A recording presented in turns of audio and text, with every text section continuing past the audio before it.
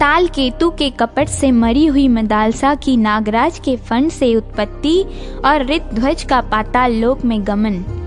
दोनों नाग कुमार कहते हैं, पिताजी, तदनंतर बहुत समय व्यतीत हो जाने पर राजा ने पुनः अपने पुत्र से कहा, बेटा, तुम प्रतिदिन प्रातःकाल इसी अश्व पर सवार हो ब्राह्मणों की रक्षा के लिए पृथ्वी पर विचरते रहो। सैकड़ों दुराचारी दानव इस पृथ्वी पर मौजूद हैं, उनसे मुनियों को बाधा न पहुँचे, ऐसी चेष्टा करो। पिता की इस आज्ञा के अनुसार राजकुमार उसी दिन से ऐसा ही करने लगे। वे पूर्वाह में ही सारी पृथ्वी की परिक्रमा करके पिता के चरणों में मस्तक झुकाते थे। एक दिन की बात है, वे घूमते हुए यमुना तट पर गए। वहां पाताल केतु का छोटा भाई ताल केतु आश्रम बनाकर रहता था। राजकुमार ने उसे देखा। वह मायावी दानव मुनि का रूप धारण किए हुए था। उसने पहले के वैर का स्मरण करके उनसे कहा, राजकुमार, मैं तुमसे एक बात कहता हूँ, यदि तुम्हारी इच्छा हो तो उसे करो। तुम सत्य प्रतिज्ञ हो, अतः तुम्हें मेरी प्रार्थना भंग नहीं करनी चाहिए। मैं धर्म के लिए यज्ञ करूँगा और उसमें अनेक इष्टियाँ करनी होंगी। इन सब के लिए इष्ट का चयन करना भी आवश्यक है, किंतु मेरे पास दक्षिणा नहीं है। अतः वीर, तुम सुवर्ण के लिए मुझे अपने गले का यह आभूषण दे दो और मेरे इस आश्रम की रक्षा करो। तब तक मैं जल के भीतर प्रवेश करके प्रजा की पुष्टि के लिए वरुण देवता संबंधी वैदिक मंत्रों से वरुण देवता की स्तुति करता हूँ। स्तुति के पश्चात जल्दी ही लौटूंगा। उसके यूं कहने पर राजकुमार ने उसे प्रणाम किया और अपने कंठ का आभूषण उतारकर उसे दे दिया। फिर इस प्रकार कहा, आप निश्चिंत होकर जाइए। जब तक लौट नहीं आएंगे तब तक यहीं मैं आपके आश्रम के समीप ठहरूंगा। राजकुमार के इस प्रकार कहने पर ताल केतु नदी के जल में डुबकी लगाकर अदृश्य हो गया और वे उसके माया निर्मित आश्रम की रक्षा करने लगे। जल के भीतर से वह राजकुमार के नगर में चला गया और मदालसा तथा अन्य लोगों के समक्ष पहुंचकर इस प्रकार बोला। ताल केतु ने कहा, वीर कुवलयाश्व मेरे आश्रम के समीप गए थे और तपस्वियों की रक्षा करते हुए किसी दुष्ट दैत्य से युद्ध कर रहे थे। उन्होंने अपनी शक्ति भर युद्ध किया और बहुत से ब्राह्मण द्वेषी दैत्यों को मौत के घाट उतारा। फिर उस पापी दैत्य ने माया का सहारा लेकर शूल से उनकी छाती छेद डाली। मरते समय उन्होंने अपने गले का यह आभूषण मुझे दे दिया। फिर तपस्वियों ने मिलकर उनका अग्नि संस्कार कर दिया। उनका अश्व भयभीत हो नेत्रों से आंसू बहाता हुआ हिनहिनाता रहा। उसी अवस्था में वह दुरात्मा दानव उसे अपने साथ पकड़ कर ले गया। मुझ पापाचारी निष्ठुर ने यह सब कुछ अपनी आंखों देखा है। इसके बाद जो कुछ कर्तव्य हो वह आप लोग करें। अपने हृदय को आश्वासन देने के लिए यह गले का हार ग्रहण कीजिए। यूं कहकर ताल केतु ने वह हार पृथ्वी पर छोड़ दिया और जैसे आया था वैसे ही चला गया। यह दुखपूर्ण समाचार सुनकर वहां के लोग शोक से व्याकुल हो मूर्छित हो गए। फिर थोड़ी देर में होश में आने पर रानीवास की सभी स्त्रियां, राजा तथा महारानी भी अत्यंत दुखी होकर विलाप करने लगी। मदालसा ने उनके गले के आभूषण को देखा और पति को मारा गया सुनकर तुरंत ही अपने प्यारे प्राणों को त्याग दिया। तदनंतर पूर्ववासियों तथा महाराज के महल में भी बड़े जोर से करुण क्रंदन होने लगा।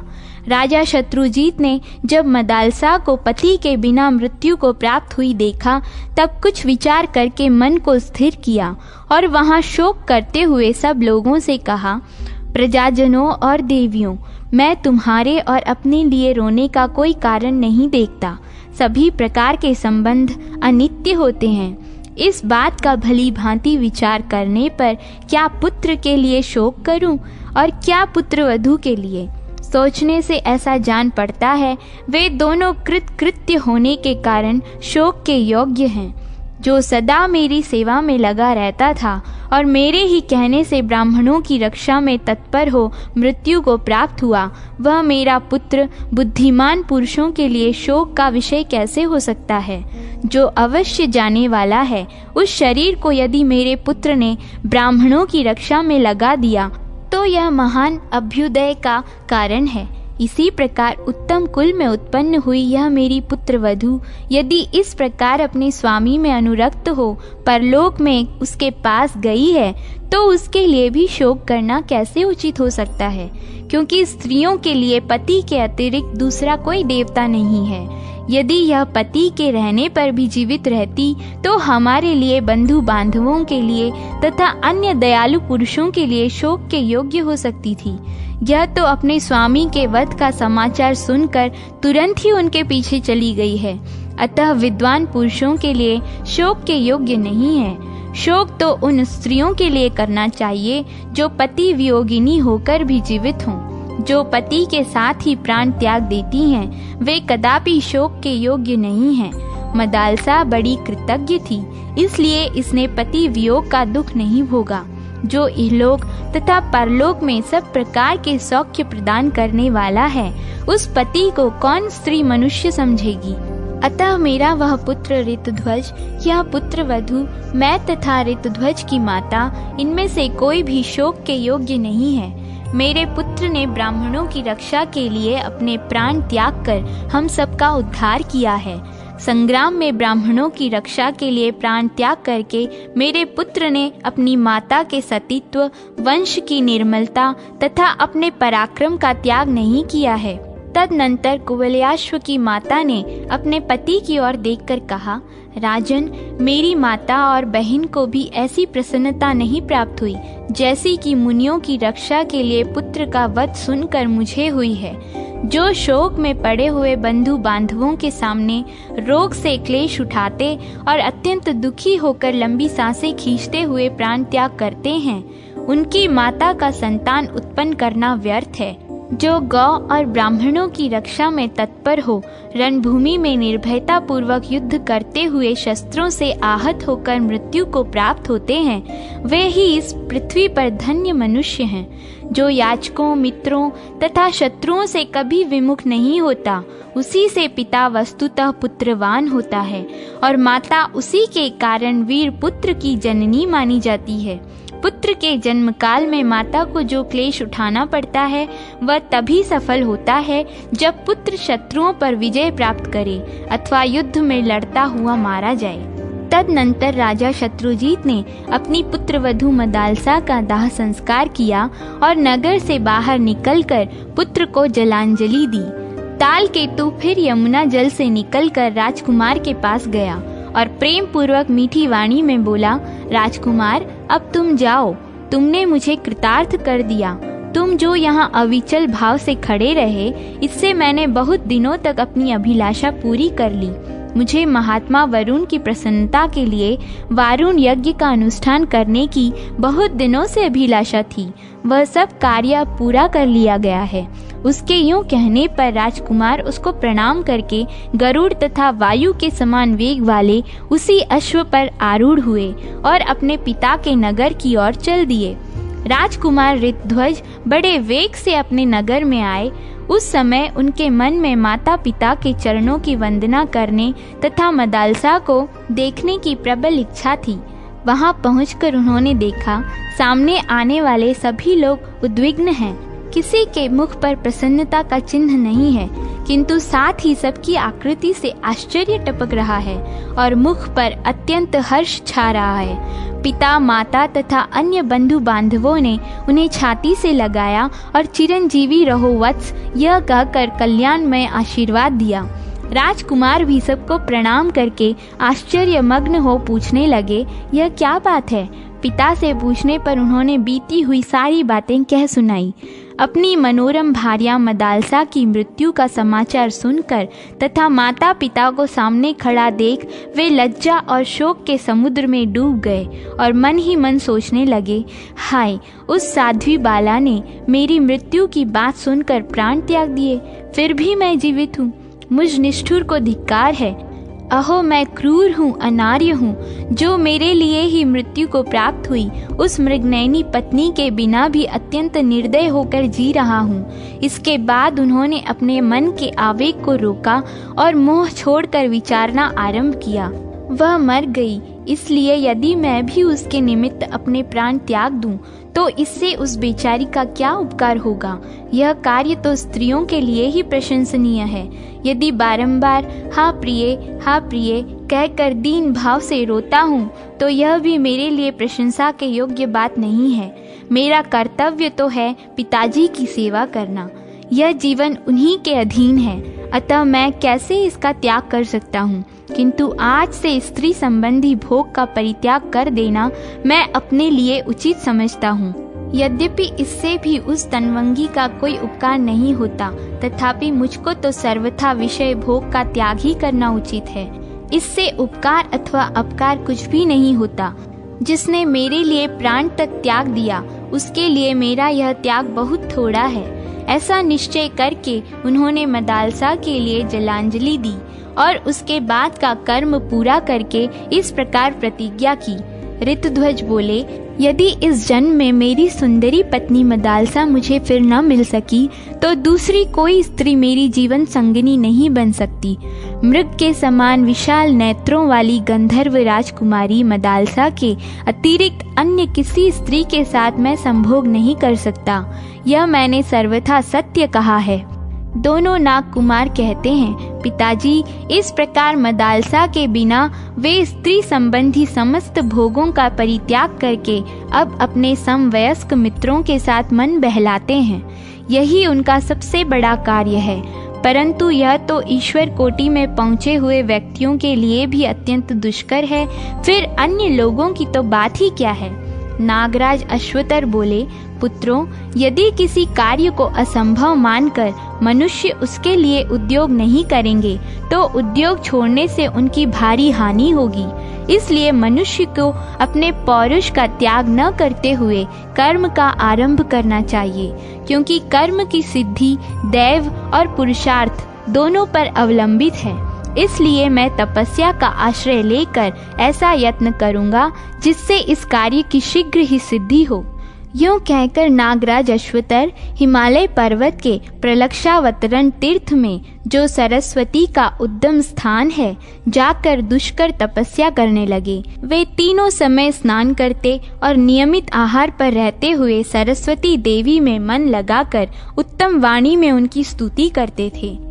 अश्वतर ने कहा, जो संपूर्ण जगत को धारण करने वाली और वेदों की जननी है, उन कल्याणमयी सरस्वती देवी को प्रसन्न करने की इच्छा से मैं उनके चरणों में शीश झुकाता और उनकी स्तुति करता हूँ। देवी, मोक्ष और बंधन रूप अर्थ से युक्त जो कुछ भी सत और असत पद है, वह सब तुम में असंयुक्त होकर भी संयुक्त की भांति स्थित है। देवी, जिसमें सब कुछ प्रतिष्ठित है, वह परम अक्षर तुम ही हो। परम अक्षर परमाणु की भांति स्थित है। अक्षर रूप पर ब्रह्म और अक्षर रूप यह जगत तुम में ही स्थित है। जैसे काष्ठ में अग्नि तथा पार्थिव सूक्ष्म परमाणु भी रहते हैं, उसी प्रकार ब्रह्म और यह संपूर्ण जगत तुम में स्थित है। देवी, ओमकार अक्षर के रूप में जो तुम्हारा श्री विग्रह है, वह स्थावर जंगम रूप है। उसमें जो 3 मात्राएं हैं, वे ही सब कुछ है।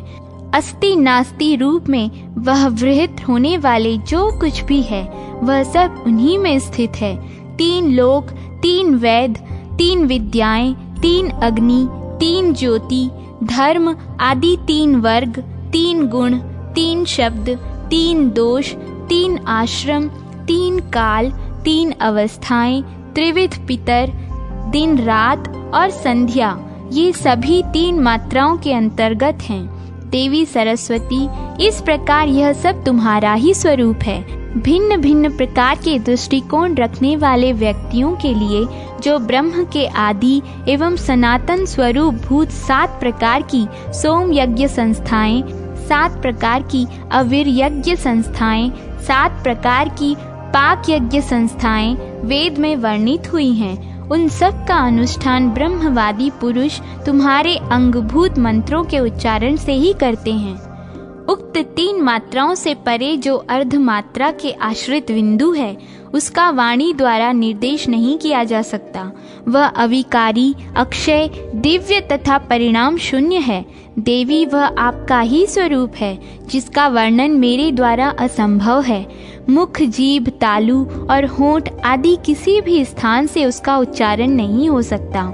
इंद्र, वसु, ब्रह्मा, चंद्रमा, सूर्य और अग्नि भी वही है।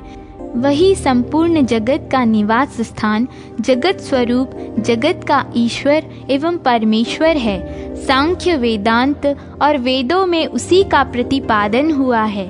अनेकों शाखाओं में उसी के स्वरूप का निश्चय किया गया है। वह आदि अंत से रहित है तथा सत असत से विलक्षण होता हुआ भी सत स्वरूप ही है। अनेक रूपों में प्रतीत होता हुआ भी एक है और एक होकर भी जगत के भेदों का आश्रय लेकर अनेक है। वह नाम रूप से रहित है।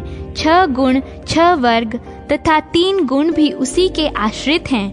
वह एक ही परम शक्तिमान तत्व है जो नाना प्रकार की शक्ति रखने वाले जीवों की शक्ति का संचार करता रहता है। सुख, दुख तथा महासौख्य सब उसी अर्धमात्रा रूप तुरीय पद के स्वरूप हैं। इस प्रकार तीनों मात्राओं से अतीत जो तुरीय धाम रूप ब्रह्म है वह तुम्ही में अभिव्यक्त होता है।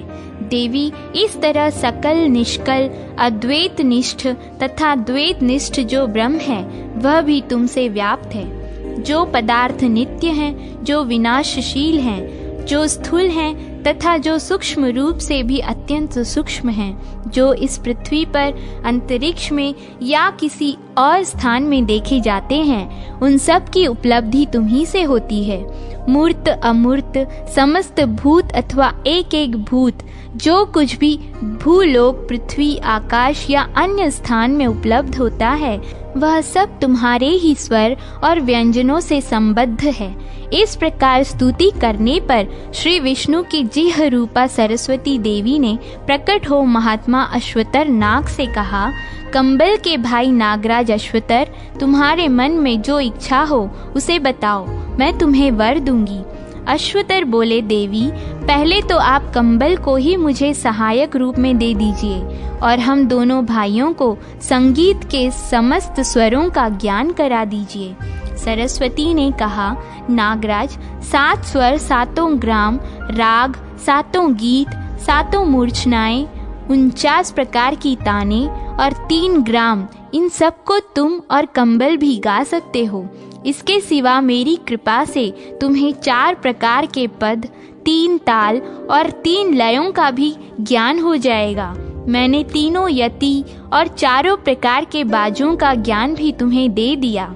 यह सब तो मेरे प्रसाद से तुम्हें मिलेगा ही, और भी इसके अंतर्गत जो स्वर व्यंजन संबंधी विज्ञान है वह सब भी तुमको और कंबल को मैंने प्रदान किया है।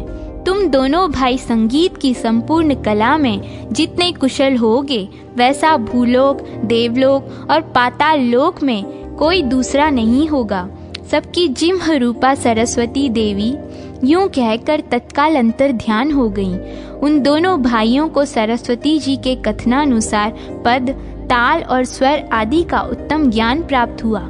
तदनंतर वे कैलाश शिखर पर निवास करने वाले भगवान शंकर की आराधना करने के लिए वहां गए और वीणा की लय के साथ 7 प्रकार के गीतों से शंकर जी को प्रसन्न करने के लिए पूर्ण प्रयत्न करने लगे।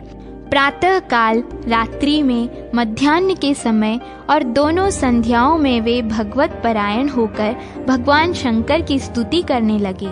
बहुत समय तक स्तुति करने के बाद उनके गीत से भगवान शंकर प्रसन्न हुए और बोले, वर मांगो। तब कंबल सहित अश्वतर ने महादेव जी को प्रणाम करके कहा, भगवान, यदि आप हम दोनों पर प्रसन्न हैं तो हमें मनोवांछित फल वर दें। कुवलयाश्व की पत्नी मदालसा, जो अब मर चुकी है, पहले की ही अवस्था में मेरी कन्या के रूप में प्रकट हो। उसे पूर्व जन्म की बातों का स्मरण हो, पहले ही जैसी उसकी कांति हो तथा वह योगिनी एवं योग विद्या की जननी होकर मेरे घर में उत्पन्न हो। महादेव जी ने कहा, नागराज, तुमने जो कुछ कहा है वह सब मेरे प्रसाद से निश्चय ही पूर्ण होगा। श्राद्ध का दिन आने पर तुम उसमें दिए हुए मध्यम पिंड को शुद्ध एवं पवित्र चित्त होकर खा लेना। उसके खा लेने पर तुम्हारे मध्यम फन से कल्याणी मदालसा जैसे मरी है उसी रूप में उत्पन्न होगी। तुम इसी कामना को मन में लेकर उस दिन पितरों का तर्पण करना, इससे वह तत्काल ही तुम्हारे मध्यम फन से प्रकट हो जाएगी। यह सुनकर वे दोनों भाई महादेव जी के चरणों में प्रणाम करके बड़े संतोष के साथ पुनः रसातल में लौट आए। अश्वतर ने उसी प्रकार श्राद्ध किया और मध्यम पिंड का विधि पूर्वक भोजन किया। फिर जब उक्त मनोरथ को लेकर वे तर्पण करने लगे, उस समय उनके सांस लेते हुए मध्यम फन से सुंदरी मदालसा तत्काल प्रकट हो गई। नागराज ने यह रहस्य किसी को नहीं बताया। मदालसा को महल के भीतर गुप्त रूप से स्त्रियों के संरक्षण में रख दिया। इधर नागराज के पुत्र प्रतिदिन भूलोक में जाते और ऋतध्वज के साथ देवताओं की भांति क्रीड़ा करते रहते थे। एक दिन नागराज ने प्रसन्न होकर अपने पुत्रों से कहा, मैंने पहले तुम लोगों को जो कार्य बताया था उसे तुम क्यों नहीं करते? पुत्रों, राजकुमार ऋतध्वज हमारे उपकारी और सम्मानदाता हैं, फिर उनका भी उपकार करने के लिए तुम लोग उन्हें मेरे पास क्यों नहीं लाते हो? अपने स्नेही पिता के यूं कहने पर वे दोनों मित्र के नगर में गए और कुछ बातचीत का प्रसंग चलाकर उन्होंने कुवलयाश्व को अपने घर में चलने के लिए कहा। तब राजकुमार ने उन दोनों से कहा, सखे, यह घर भी तो आप ही दोनों का है। धन, वाहन, वस्त्र आदि जो कुछ भी मेरा है वह सब आपका भी है। यदि आपका मुझ पर प्रेम है तो आप धन, रत्न आदि जो कुछ किसी को देना चाहें यहाँ से लेकर दें। दुर्देव ने मुझे आपके स्नेह से इतना वंचित कर दिया है कि आप मेरे घर को अपना नहीं समझते। यदि आप मेरा प्रिय करना चाहते हो अथवा यदि आपका मुझ पर अनुग्रह हो तो मेरे धन और ग्रह को आप लोग अपना ही समझें। आप लोगों का जो कुछ है वह मेरा है और मेरा आप लोगों का है। आप लोग मेरे बाहरी प्राण हैं, इस बात को सत्य माने। मैं अपने हृदय की शपथ दिलाकर कहता हूँ, आप मुझ पर कृपा करके फिर ऐसी भेदभाव की सूचित करने वाली बात कभी मुँह से न निकालें। यह सुनकर उन दोनों नाग कुमारों के मुख स्नेह के आंसुओं से भीग गए और वे कुछ प्रेम पूर्ण रोष से बोले, ऋतध्वज, तुम जो कुछ कहते हो उसमें तनिक भी संदेह नहीं है। हमारे मन में भी वैसा ही भाव है, परंतु हमारे महात्मा पिता ने बार बार कहा है कि मैं कुवलयाश्व को देखना चाहता हूँ। इतना सुनते ही कुवलयाश्व अपने सिंहासन से उठकर खड़े हो गए और यह कहकर कि पिताजी की जैसी आज्ञा है वही करूँगा, वे पृथ्वी पर उनके उद्देश्य से प्रणाम करने लगे। कुवलयाश्व बोले, मैं धन्य हूँ, अत्यंत पुण्यात्मा हूँ। मेरे समान भाग्यशाली दूसरा कौन है, क्योंकि आज पिताजी मुझे देखने की इच्छा करते हैं। अतः मित्रों, आप लोग उठें और उनके पास चलें। मैं पिताजी के चरणों की शपथ खाकर कहता हूँ, उनकी इस आज्ञा का क्षण भर भी उल्लंघन करना नहीं चाहता। यूं कहकर राजकुमार ऋतध्वज उन दोनों नाग कुमारों के साथ नगर से बाहर निकले और पुण्य सलीला गोमती के तट पर गए। फिर वे सब लोग गोमती के बीच धारा में उतरकर चलने लगे। राजकुमार ने सोचा, नदी के उस पार इन दोनों का घर होगा। इतने में ही उन नाग कुमारों ने उन्हें खींचकर पाताल पहुंचा दिया।